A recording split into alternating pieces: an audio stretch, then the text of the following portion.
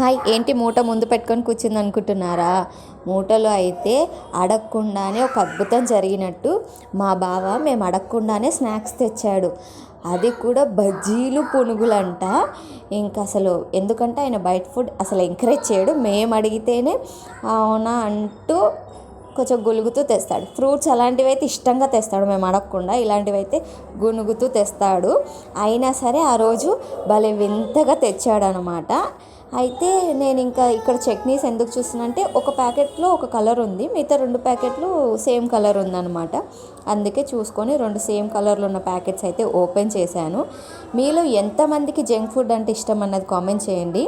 నాకు, నా పెద్ద కొడుక్కి బయట ఫుడ్ అంటేనే ఇష్టము, మా చిత్తలకి ఫ్రూట్స్ ఇష్టము, మా డాడీ గారికి ఏదైనా తింటాడు కానీ లిమిట్గా తింటాడు. వాడు హద్దు దాటి అయితే తినడు అనమాట. ఇంకా మా బావకి అస్సలు ఇష్టం లేదు.